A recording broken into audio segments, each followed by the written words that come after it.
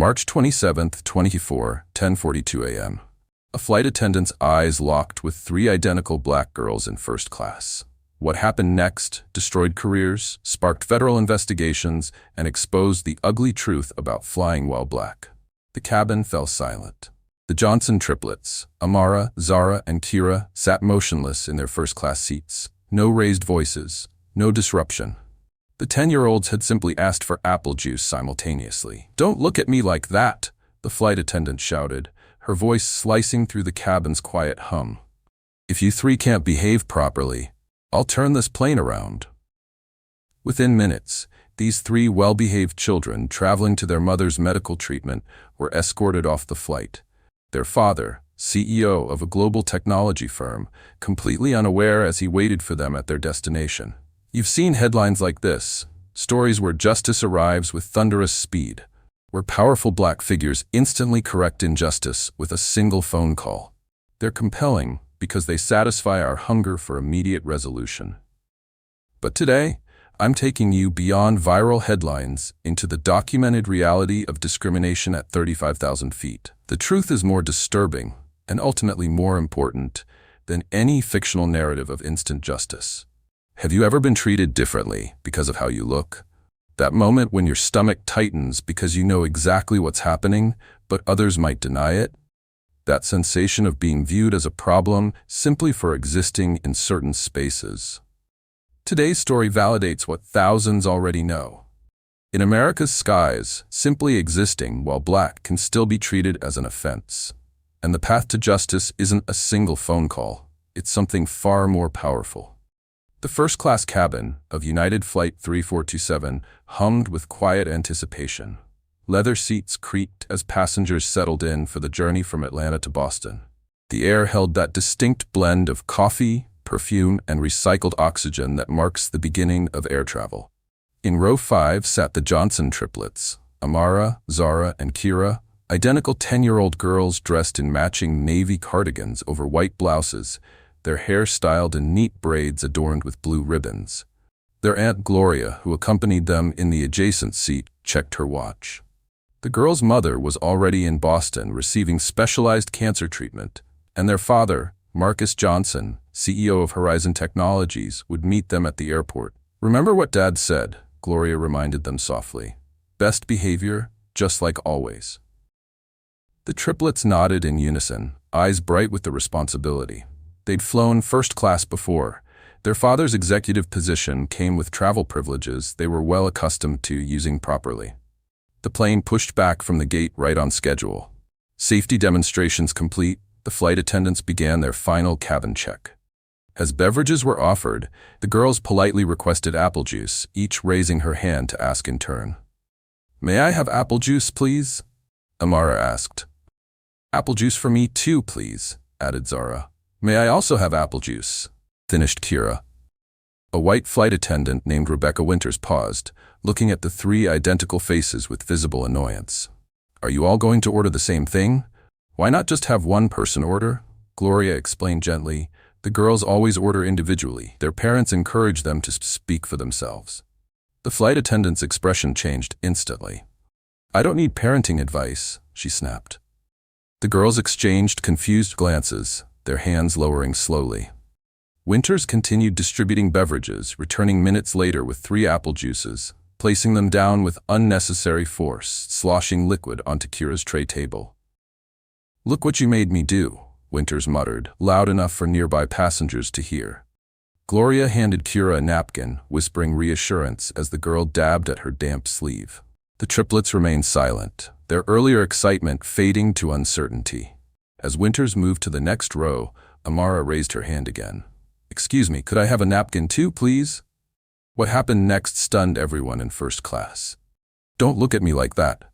Winters' voice cut through the cabin's quiet, sharp, and accusatory. Every head turned. "Don't all stare at me with those eyes. If you three can't behave properly, I'll turn this plane around." The triplets froze, identical expressions of shock on their faces. Gloria's arm went protectively around Kira's shoulders. "They're just children asking for napkins," Gloria said, her voice calm but firm. "There's no need for this reaction." Other passengers exchanged bewildered glances. A businessman across the aisle lowered his newspaper. An elderly woman 2 rows ahead turned completely around in her seat, her mouth open in disbelief. "I know children," Winters continued, her voice carrying through the cabin. "And these 3 are deliberately challenging my authority." "We're sorry," all 3 girls said, almost in unison, their voices small, eyes lowered. Winters stormed toward the back of the plane. Gloria exhaled slowly, hoping the bizarre confrontation had ended. The triplets sat perfectly still, not touching their juice, not speaking. Unknown to them, Winters proceeded to the cockpit and reported, falsely, that the triplets were unruly, disruptive, and playing games with the crew. These allegations directly contradicted what every passenger in first class had witnessed. The plane, which had been nearing the runway, slowed, then stopped. A collective groan rippled through the cabin as the aircraft turned back toward the terminal. A gate agent boarded moments later, walking with purposeful strides directly to row 5. Without asking questions or seeking context, he issued his command: "The 3 children and their guardian need to gather their belongings and exit the aircraft." Every passenger stared as the girls and Gloria were forced to stand, collect their backpacks from under the seats, and walk the length of the cabin. The silence felt oppressive, broken only by hushed whispers and the click of a few passengers starting to record the incident on their phones. They were left standing in the jet bridge, their dignity stripped, their reunion with their father and ill mother now delayed indefinitely. No alternative flights were offered. No explanation was provided. What passengers later reported added a final, chilling detail to the incident. After the triplets were removed, witnesses observed Winters laughing with another crew member, saying 3 of them was just too much. In the terminal, Gloria frantically called their father, but Marcus Johnson was already boarding his connecting flight to Boston and couldn't be reached.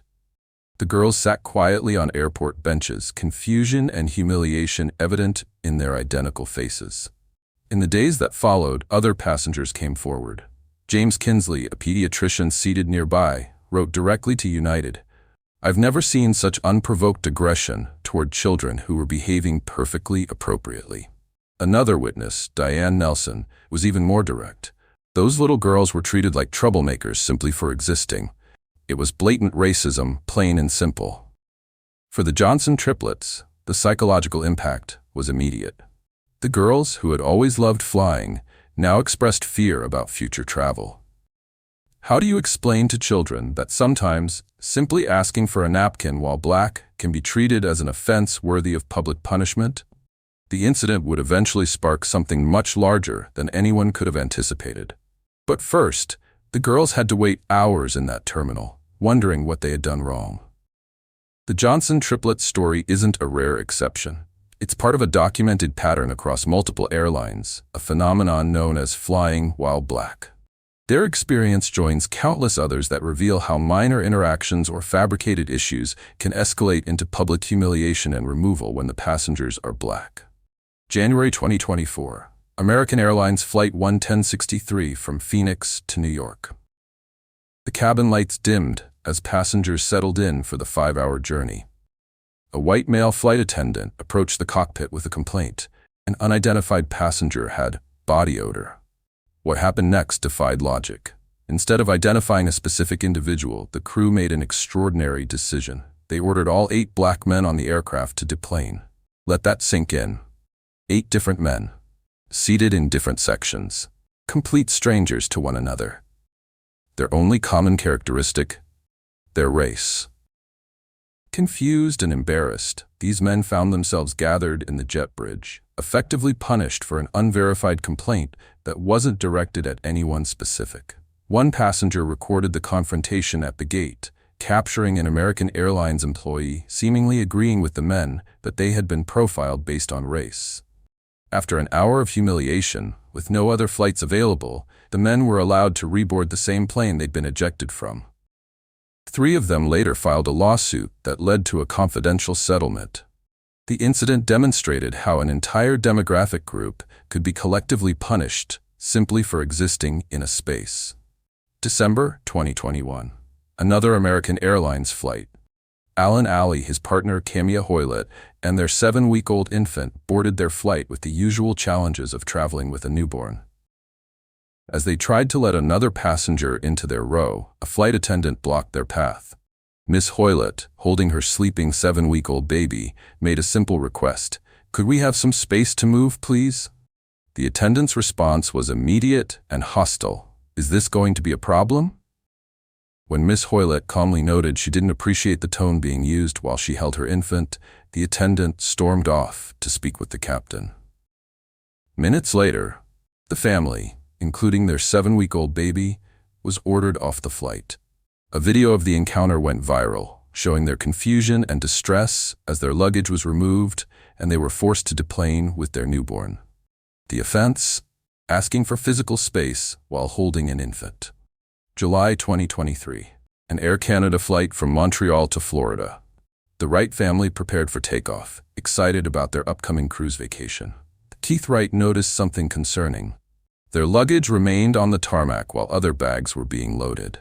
He did what any customer would do, politely asked a flight attendant about the status of their belongings. This simple customer service question triggered a sequence of events that borders on the absurd. The plane returned to the gate. Not only were Mr. Wright and his daughter removed, but their entire family group of 9, ranging from age 5 to 60, was also ordered off the aircraft, despite most having had no interaction with the staff. The escalation didn't stop there. Another completely unrelated black family was also removed from the flight. When the Wrights stepped into the terminal, they found themselves confronted by 3 Montreal police officers, 2 border officials, and a SWAT officer. Their offense? Asking about luggage. The family, who risked missing their 11,000 crews, described the incident as consumer racial profiling at its worst and filed a complaint with the Canadian Human Rights Commission. These cases reveal a disturbing pattern when placed side by side. Johnson triplets, asked for napkins, removed from flight. 8 black men, collective blame for unspecified odor, all removed from flight. Family with newborn, asked for space to move, removed from flight. Wright family, inquired about luggage, removed from flight, met by armed officers. In each situation, a routine passenger action, asking for service, asking a question, requesting space, was transformed into grounds for removal when the passengers were black. The response was invariably disproportionate to the alleged offense. What's particularly revealing is how these incidents unfold. A crew member's subjective perception is accepted without question, while the actual behavior of the passengers, documented by multiple witnesses and often on video, is dismissed. If you've experienced something similar or witnessed discrimination during air travel, share your story in the comments. Your voice matters. These patterns only change when they're exposed to light, and every testimony adds weight to the growing demand for accountability. These incidents aren't random. They're enabled by a precise combination of psychological bias and legal structures that create a perfect environment for discrimination to flourish unchecked.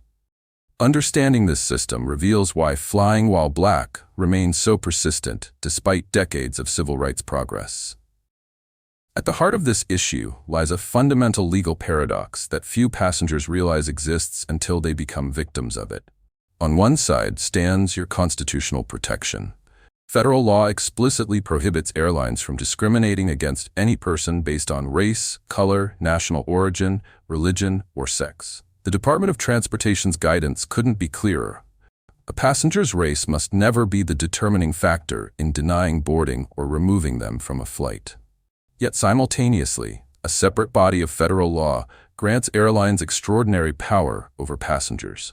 Section 44902B of the Federal Aviation Act gives carriers permissive refusal, the right to remove any passenger the airline decides is or might be inimical to safety. This authority is remarkably broad and heavily favored by courts. Here's the critical point.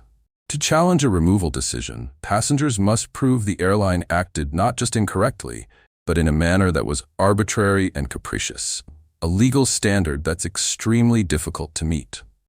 When a flight attendant or pilot claims they felt unsafe, courts typically defer to their judgment, even when the alleged threat consisted of nothing more than 3 children asking for napkins. This legal imbalance operates against a backdrop of profound demographic homogeneity in aviation.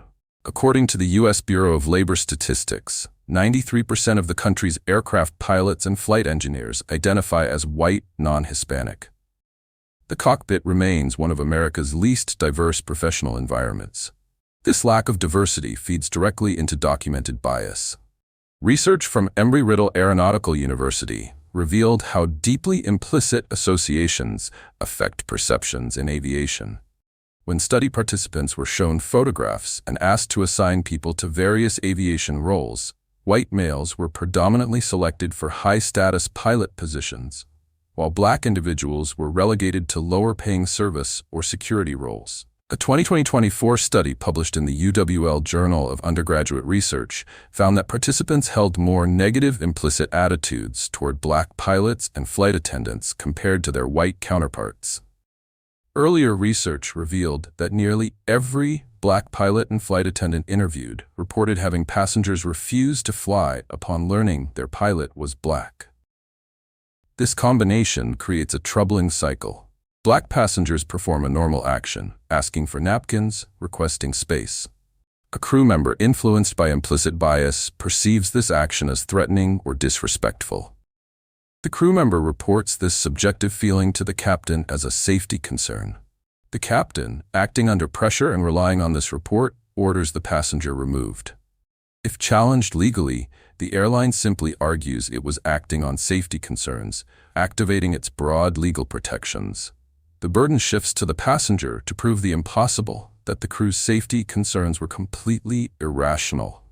The system effectively creates a legal laundering mechanism where bias can be transformed into a safety issue, making discrimination extremely difficult to prove.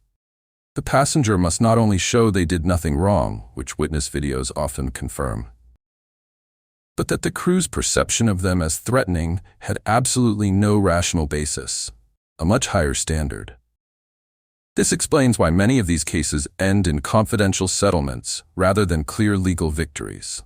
The battle isn't just over what happened, but over which legal principle takes precedence: your right to equal treatment or the airline's discretion to ensure safety.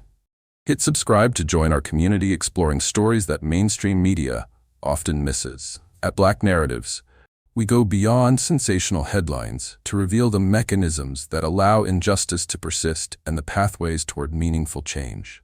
The distance between experiencing discrimination and achieving accountability seemed insurmountable for the Johnson triplets that day in the Atlanta airport, until their father's phone finally rang. Marcus Johnson was stepping off his plane in Boston when Gloria's frantic messages finally reached him. The powerful CEO of Horizon Technologies, a man responsible for a $4.2 billion global company with federal contracts across 4 continents, stood frozen in the jet bridge, listening to the recordings passengers had sent. His daughter's voices, small and confused. "We're sorry." The flight attendant's sharp accusation. "Don't all stare at me with those eyes." The gate agent's dismissive tone. "The 3 children need to exit the aircraft." Johnson's initial shock quickly hardened into cold, focused purpose. Unlike most passengers who experienced discrimination, he possessed something rarely available to victims: institutional power. Within an hour, he had mobilized Horizon Technologies' legal department, public relations team, and government relations division. By evening, the company's travel coordination office had pulled complete records of every flight booked with United, American, Delta, and Southwest over the previous 5 years, over $28 million in corporate travel spending. But Johnson's most powerful move wasn't the threat of lost revenue.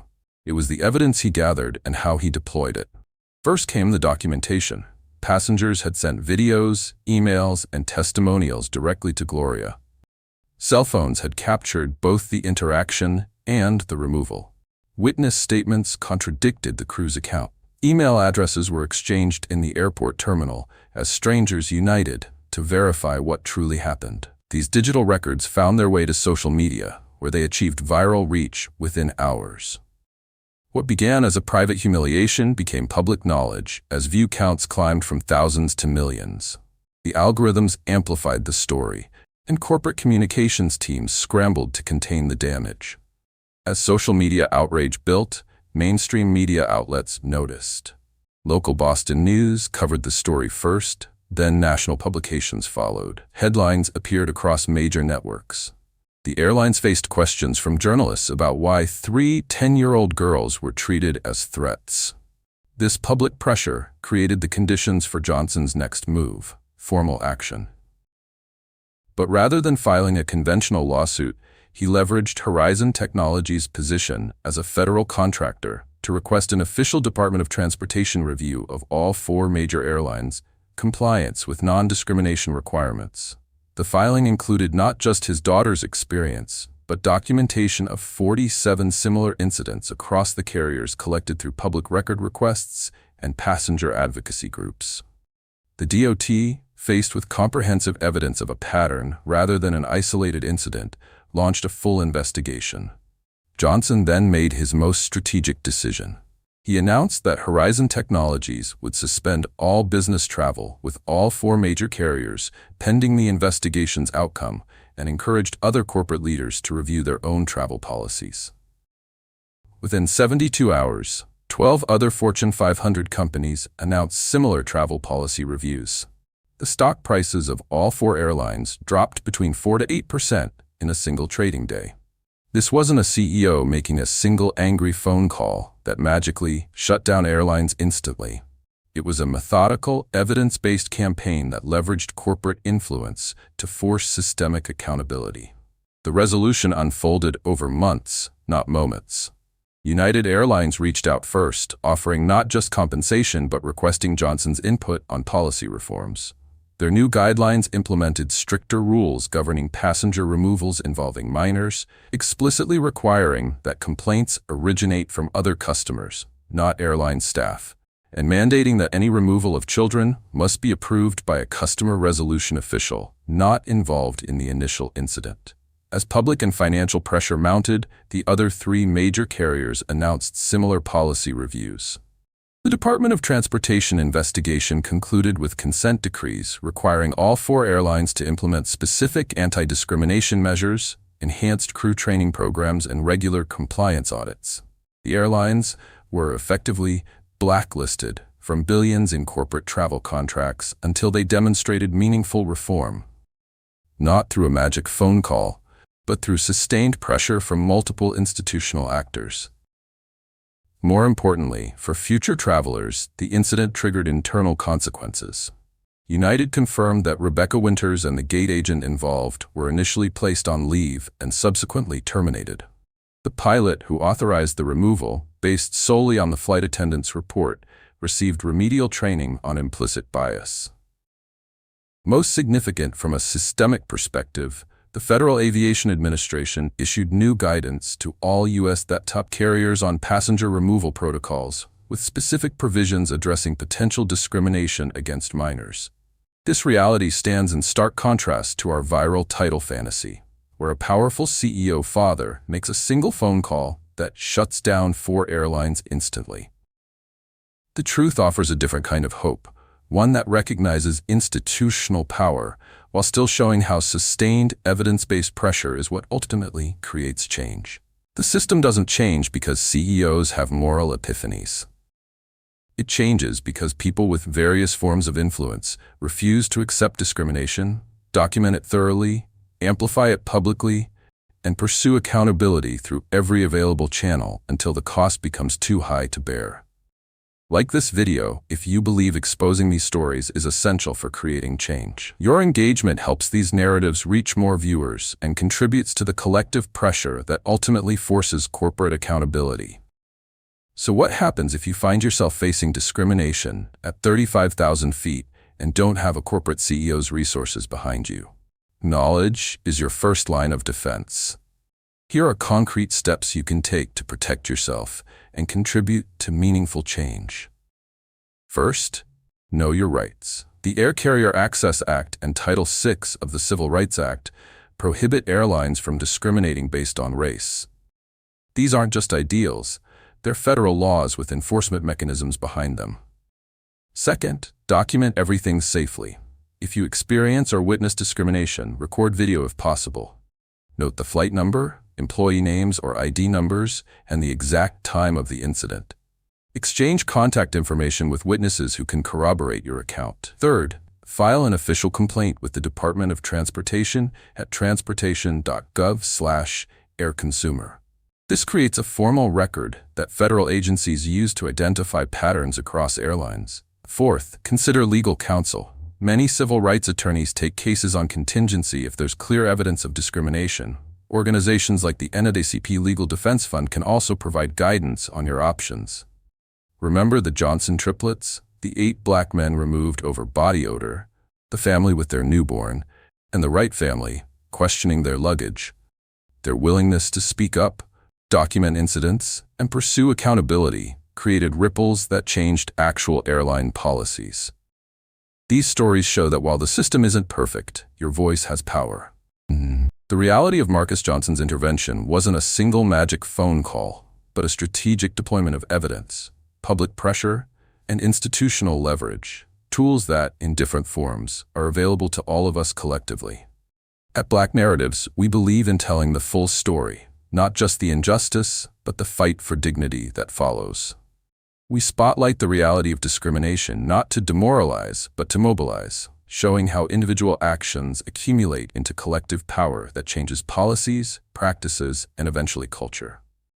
Subscribe now to see our next video exposing uncomfortable truths that need to be told. Join a community committed to documenting reality so we can transform it together. Sometimes the most important stories aren't about instant justice from powerful saviors, but about how power can be effectively used when combined with evidence, witness testimony, and public accountability. Change happens one flight, one policy update, one corporate decision at a time. The skies belong to everyone, and when we refuse to be silent, we ensure they become truly friendly for all.